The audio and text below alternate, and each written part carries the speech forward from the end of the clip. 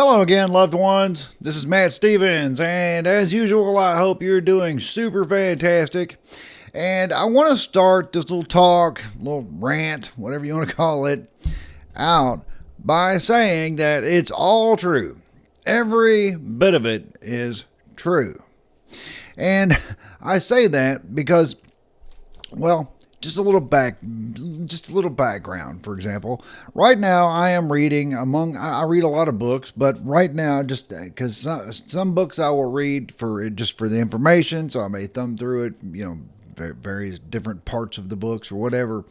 Then I may have another one that I'm actually reading from cover to cover. And right now, currently, I am reading Passport to Magonia by Jacques Vallée. I know Jacques Vallée he's a little. Some people's opinions can be a little varied on him. Let's put it that, varying opinions. So there's that. But I think that the interesting thing about this really is the illustration on the front of the book, where it shows like the typical alien figure, and then holding different masks and can present itself in any of those ways. And it's like, so therefore, if this entity presents itself as a typical gray alien or whatever, there's that. Or if it were to present itself as a demon, there's also that. And then there may be a goblin or a Nordic or, however. But the point is, it's still the same entity behind the mask. And depending upon what your belief system are, what your paradigm is how it will actually present itself to you.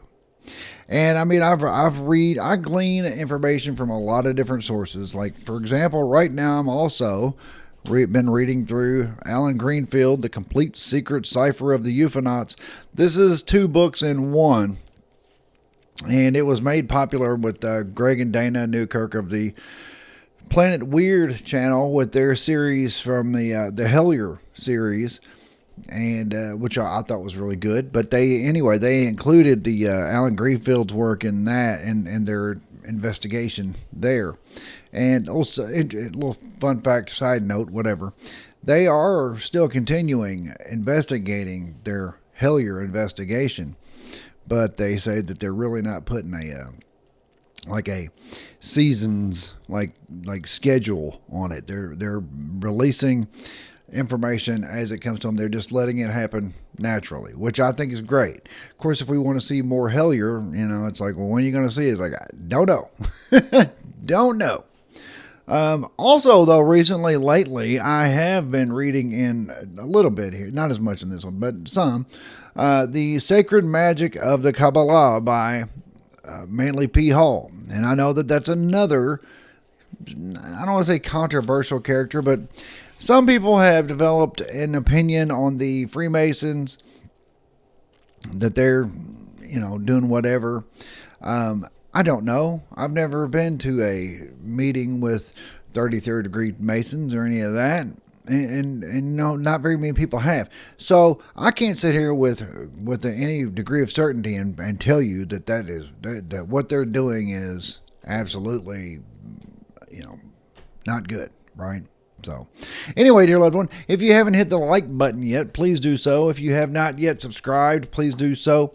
And also, to go one little bit further here, when I say everything is true, I mean ghosts, ETs, or UTs, ultra terrestrials. That's one that's really getting a lot of traction these days, mainly because with the government's disclosure stuff, which is okay. Okay. Anyway, they're calling them NHI, non-human entities, meaning they're not saying that they're coming from far-off star systems out in space or anything like that. They're just saying that they're non-human and they are entities, which is a distinction that most people just skip over. Most people hear that and they still think aliens. It's got to be the aliens, right? Not necessarily. I think the ultra-terrestrial hypothesis is going to become more of a thing. Anyway, so when we, but by reading Jacques Vallée and listening to a lot of interviews of Nathaniel Gillis, who is a demonologist, and he's a very fascinating character also. But by listening to them, it starts to make sense that all of it's true, what be it ghosts or be it ETs or ultra terrestrials or even cryptids. Yeah, Bigfoot, things like that. See, the thing about Bigfoot or Sasquatch or whatever you want to call it, depending upon where you are is what it's called. But nonetheless, there have been reports of this being on every continent in the world and over many, many, many centuries, maybe even millennia. That part I'm not certain about.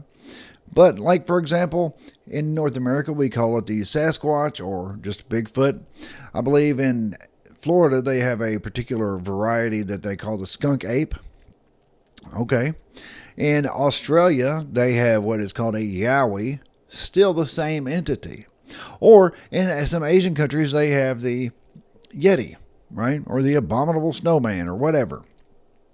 Point is, these always seem to be what we would consider, or we have considered, I think prematurely, but still we have considered to be a primate.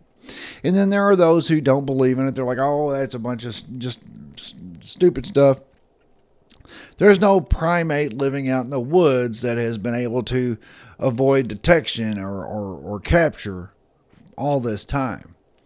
I'm like, well, first of all, calling it a primate, it implies that it's not very intelligent. It implies that it's not at all advanced. There are cases where people have been tracking this being and following its footsteps, which is where it gets the name Bigfoot from, but following its footsteps along, and then all of a sudden the footsteps just stop as if it dematerialized, or as if it, dare I say, phased out of our dimension, our range of vibratory perception. As I've said before, we perceive a certain vibratory field, and everything inside that range we can perceive. We can see it, we can hear it, we can interact with it, but anything outside of that range we can't.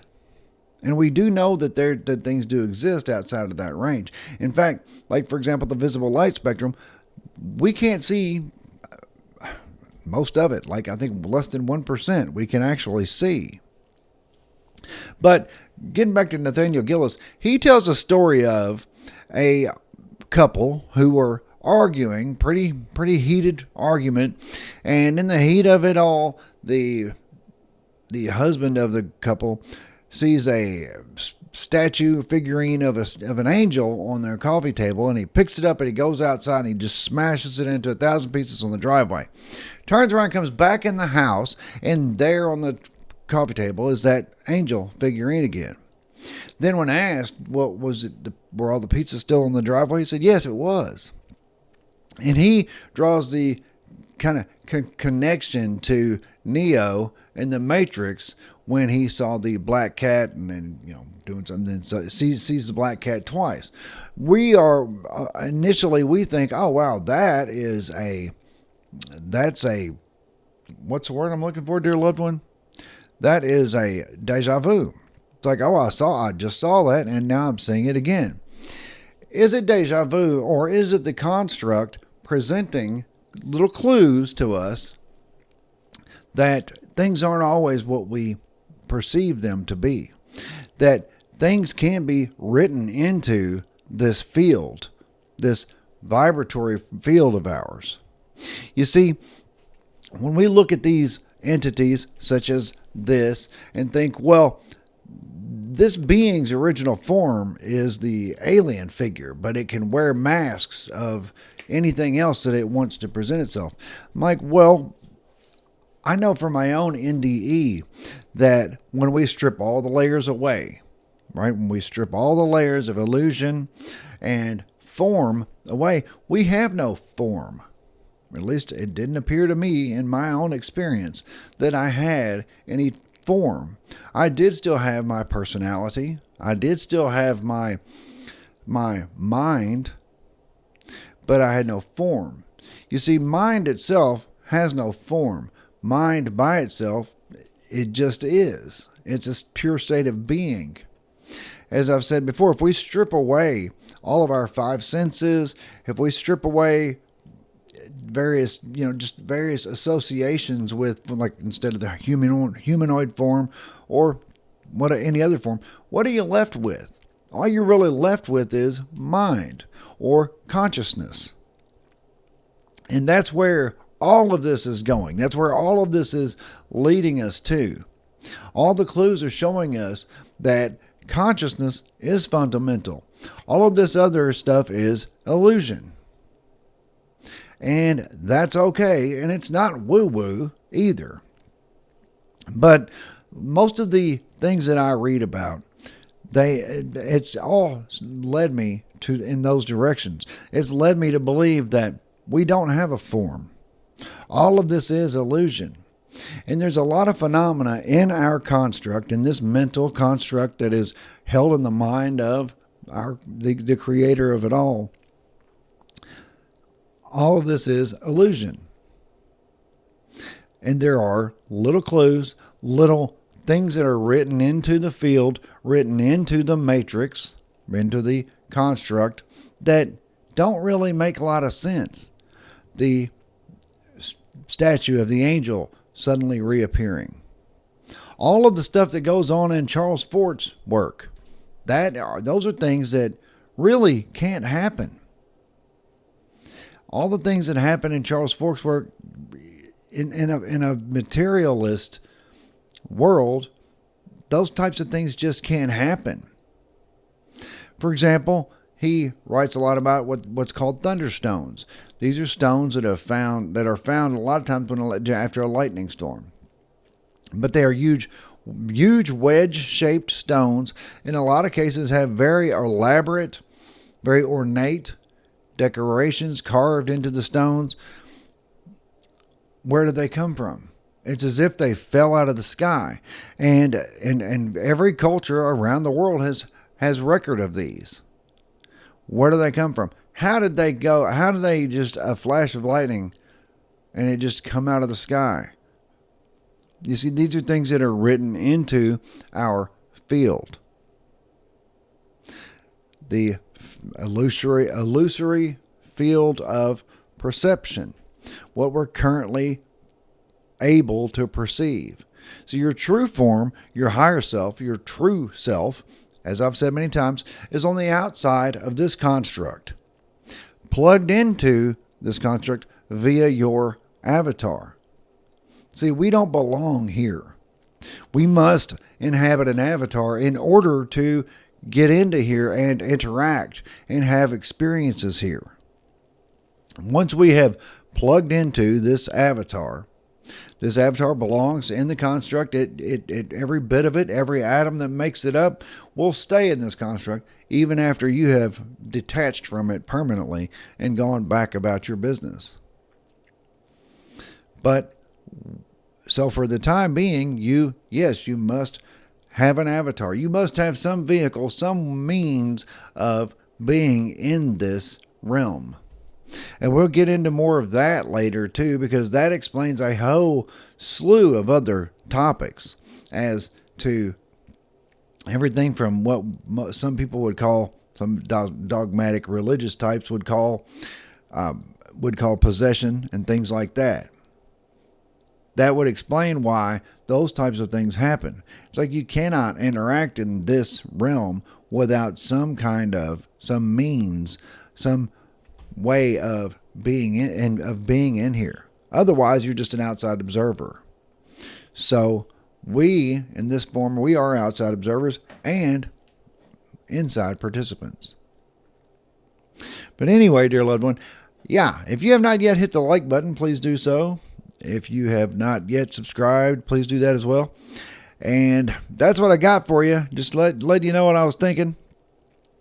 Nathaniel Gillis, very important, he is important, I think, to a lot of research, but a very interesting dude. I recommend looking him up. But that's what I got for you. I love you. I really do. And I will be back directly.